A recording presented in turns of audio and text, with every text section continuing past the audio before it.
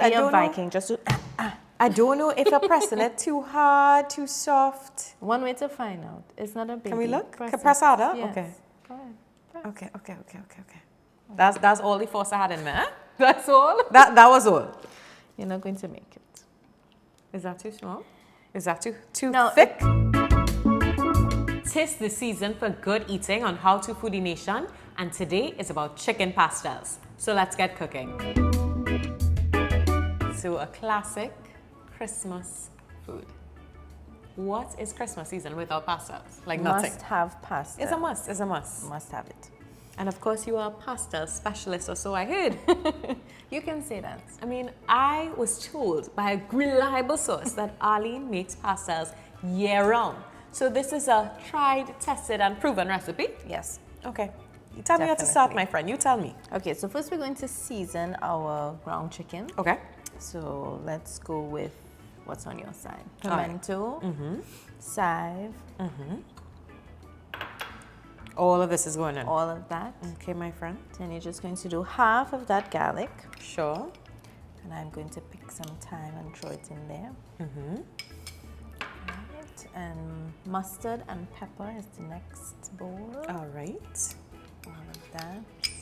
You know how I feel about the seasoning. Listen, and the that's flavor. exactly what I was thinking, you know, like, you don't miss on your seasoning, my friend. Yes, that's some barbecue sauce. Right. Ketchup. You're going good so far, man.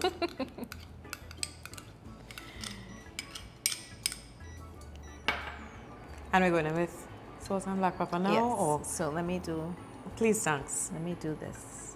I trust you, you know. Yeah, I But know. let me do this piece. Do you really trust me? Do you? It doesn't sound like trust to me, my friend.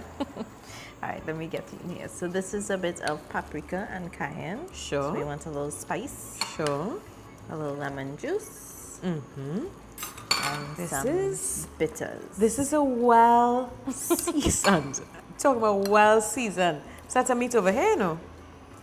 It's gonna be flavorful. Has to be. Have you Okay. made pastels before? Assisted anyone? Yes, I did. We Okay. actually made pastels with our good friend Natasha, and those were yummy. But those were beef, Okay. you know. We're doing a little different. 'Cause Yeah. You have to cater for everybody. Everybody, and I mean, there's so many different variations of pastel: fish, soya, pork, chicken, beef, anything.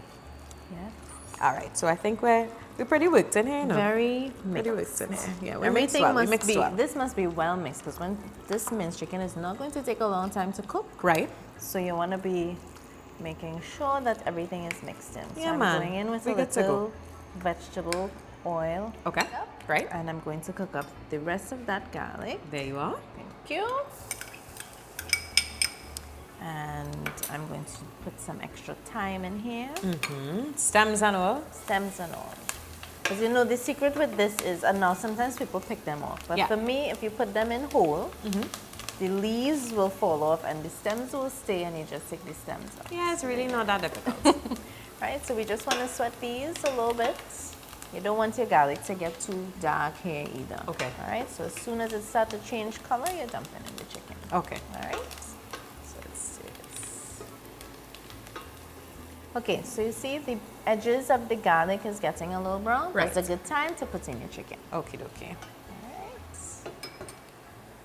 My friend, I need your assistance.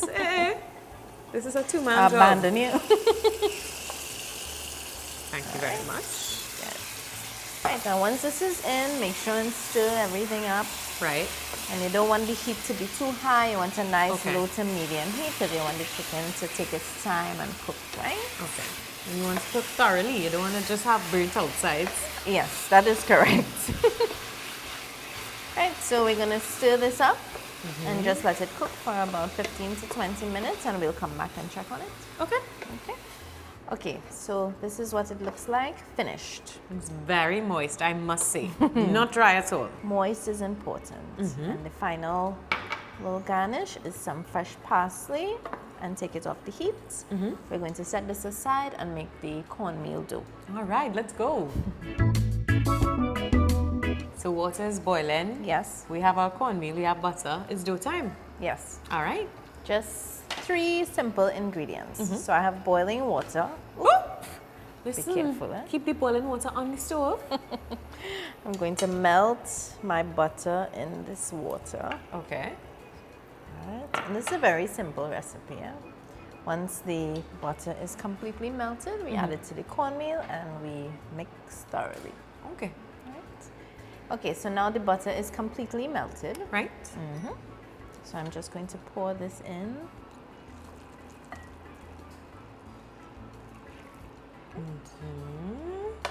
And then we stir carefully. Gently. Gently. And all of that is going to soak right up. Into the cornmeal, yes. And then once we mix this really well, Right. then we let it cool Okay. till we can touch it, and then we make some balls, which is what we will press and fill. Okay. I'm seeing the steps here. We're making our way to the finished product, guys. Yes. We're halfway there, right? Halfway. All right. We have the assembly line going already. Yes, and Pastelle is a team effort. Eh? Okay. I always at least get 2 other people to kind of join in and give a little talk, or Okay. don't make it by yourself. Today we do have 2 people. We have me and you. So. That's enough. That's enough. Okay, cool. All right. So our dough is slightly cooled where we can handle it. Right. And I like to measure because you want all your pastels to be the same size. Okay. Right. So basically, we measure out a certain amount of the dough, and so I will measure and you will roll. Okay. Okay. I need Put a oily little hands for oil this. on your Yeah. hands. Yep, Yes, yep. just a little bit. Mhm. Right. Okay. Right. So you make out. This is so smooth. Yes. This is a nice smooth dough, my friend. Very, very nice. Don't be afraid to squeeze them into place. Huh? Okay. Yeah. I realized he was coming up us a little bit. But we cool. Yes. This is some sort of bowl-looking shape. Similar to mine. We get to go. What? 2 down. 2 down. Just a few more to go. And this is basically it. So you make all of your balls ahead of time so that when you start to fill and fold, it's a very easy process. Okay. All right. Got it. This is yours. Thank you very much. Okay.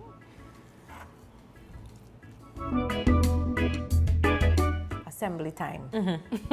All right, so you will press and I will fill and fold. Okay. All right, so Sounds easy enough. yes, so you need a fig leaf. Right. And I use the inside. Okay. I call this the inside of the fig leaf, not where the lines are rough. This will be the outside. This is the inside. Got it. Cool. And I put it on the press. And then one of the balls you just slightly grease. Okay.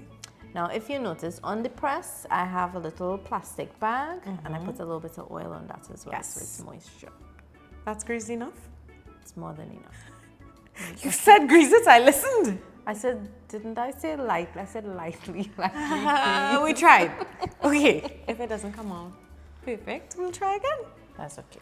All right. It'll be fine. So you the want to pressing put part this a makes me little nervous. closer to the Yeah. back end, right? Okay. So that when it push a little forward, it wouldn't go off. Okay, cool. Right? So press down, close. Don't be shy. I am afraid. And you're Viking, just do, I don't know if you're pressing it too hard, too soft. one way to find out. It's not a big. Can we look? Press Can it. press harder? Yes. Okay. Go ahead. Okay. That's all the force I had in there. That's all? That was all. You're not going to make it. Is that too small? Is that too Now, thick? in this here is where I would say make it as thick as you like. Okay. If you like now remember when you steam this, Yeah. it will yield just a little more, so Yeah. it will actually be a little thicker. So for Okay. me, I like to do it a little thinner. So you want me But to get it's this one totally more up go? to you how you, give me another string. Say that now. All right. I think I pressed the thing properly now, Arlene, man. I agree. Perfect. Oh gosh, Look come at on. that. Quality. I had to bring you into my production. All right, so this is for you. Yes. So my responsibility. So you want to make sure that when you press, you have enough leaf on the ends because you'll be folding it entirely in the leaf. Some people don't do the total coverage of the pastel. I do because I think fig leaves bring a nice little flavor to the I want to make sure my friends pastel. could see. We can see, right? Right. Right. So here I put some filling just down to one side closest to me, and of Okay. course you have to leave space for the edges to close. Some people say So we're that not little- overstuffing. No. Some people say that little bit of meat in that pasta, well, we have to make it function. It has to actually fold and close. Yes. Right, so I'm using Pimento Stuffed Olives, and I do mine separate because this gives you the option to put as much olives or capers, you can use capers as well, as you would like. And I know people actually incorporate them into their filling one time. My concern with that is some pastels may end up without. Oh. And because, well, I guess for my work, quality control, you want to make sure so all of my pastels have the same amount of olives and right? Okay. So traditionally you use golden raisins. Some people like the darker raisins. I thought it'd be a little fancy today. I need some Craisins. We're getting exotic You always, with the pasta. you always inspire me to be a little fancy, you know. I love it. Right, so we have everything filled in, and you want to bring end to end, cornmeal end to cornmeal end. Right. And fold this covering the leaf. And then you must feel the end here. So if you you see that it ends right here, right? And you just fold right at the end. And you, after a little couple of times, you'll get accustomed. Yes. This seems like something that takes patience and practice to get it perfect. Definitely practice, and once you get it, it's like riding a bike. You don't ever forget, right? And then into the foil, and you want to make sure and seal the ends of the foil nice and tight so that when you're cooking it and storing it, of course, we store this in the freezer, and this can last up to 2 years in the freezer. Yeah. And then you seal the ends. And so this is one. We got to do the rest, and then onto the stove? Onto the stove for steaming, and our favorite part. I shall press some more for you. Thank you. Now is the time. This is the last step before we eat. Yes. The simplest step. You're gonna so let's cover a few things. So after we did all the filling and folding and wrapping and so on, you can store these in the freezer. Just like this? Just like this. Okay. And then when you're ready for a nice fresh pastelle, you could either steam it or boil it. Okay. Now, I know that there's some people who actually cook the pastelles before they freeze it. Now, we are custom at home, just like that, just like you've done. Before, stick it in the freezer. When you're ready, you come back, you steam. Cool. Yes. But everybody is different, and I think the convenience there is just to kind of pull it out and put it in the microwave. Oh, okay. Like quick time in. Yeah. Okay. So if you like microwave quality food, yes, by all means, go ahead. That was not an attack on microwave users, okay? No, but it really is. I am biased to, like, you know, the fresh food experience. Right. So I try to, you know, I try to make all of the recipes very simple so that you could come close to fresh as possible. Because I want people to have the fresh experience. I feel you. I feel you on that. We're going with your method, my friend. It's fine. Right. So cook time for this. So I have some boiling water. Right. Here. And because we made these fresh, they're going to cook for a shorter time. So this would be like 6 to 8 minutes. Okay. To get it to cook. If it was frozen, it will probably take up 15 minutes. All right, sure. Because it's from the freezer into the water. And this is on high? Yes. All right. This is on high. And it's not like when you boil an egg and you go down the road and you come back, and when you come back, the egg dry in the pot. You have to pay attention to what's going on, right? Do not rest it and leave it. Got it. Right, so we put our pastels in here. Make sure there's enough water and steam, and you keep it mostly covered, slightly open, so it doesn't boil over. Okay. And you let this cook. That's basically it. Pull out your favorite pepper sauce, chutney, tamarind sauce. Some people I see put a little garlic sauce. I like it just as is. Me too.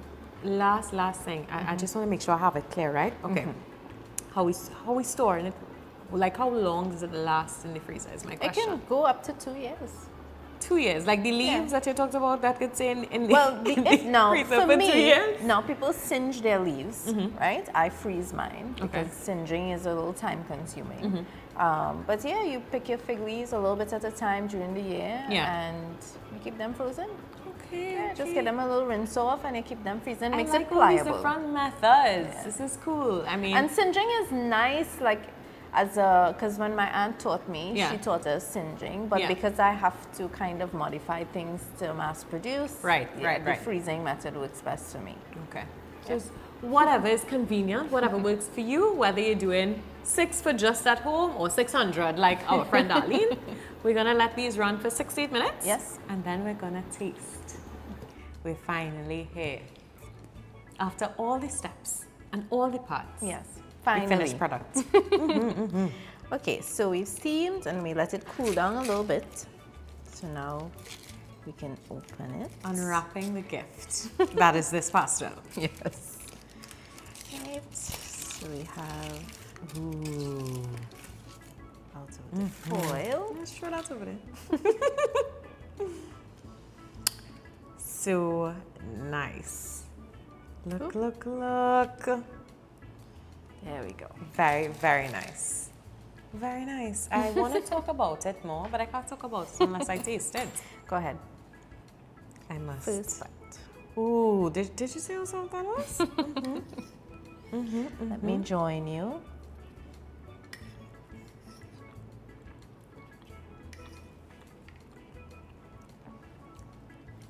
Those layers of seasoning.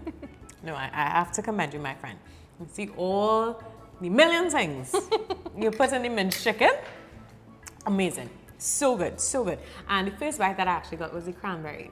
So it was that nice, soft, smooth dough, that tart cranberry, and of course the minced chicken. Now, the reason why I take so much time to season and season and season is because when you get a pastelle, it's only a little bit of meat there. And then the cornmeal itself doesn't have a lot of flavor. So the little thing in the middle have to be saying real thing. It's saying real thing, my friend. It's saying real thing. So, I mean, I know the holidays are coming up. And I was just thinking, if you wanted to get your friend a present, you could just send me like a box. A box. A box. What is pastels. a suitable amount of pastelle per person for the holiday season? 500. That's how much you can put in the box. Okay, that's how much. You know, you can send me pastels and then I will gift you a foodie tea since you don't have one. How about that? That's a real good trade. I feel like that. That's a good, what is that? A secret Santa? I mean, basically, even though it's not a secret. It's not a secret. But I'll take that. No, it's okay. Pastelle for a foodie tea? Yes. Yeah, I feel like it. And guys, of course, if you want to get your own foodie teas and other foodie merch, be sure to shop online. That's foodienationtt.com. Send those Christmas gifts to your friends and loved ones. I'm getting pastelle, but you could send foodie teas to all your friends and family. Yes. Thank you very much, my friend. It's always a pleasure. Merry Christmas to you. Merry Christmas to you and to all of you at home. So until next time. Yes. Bye-bye. Bye.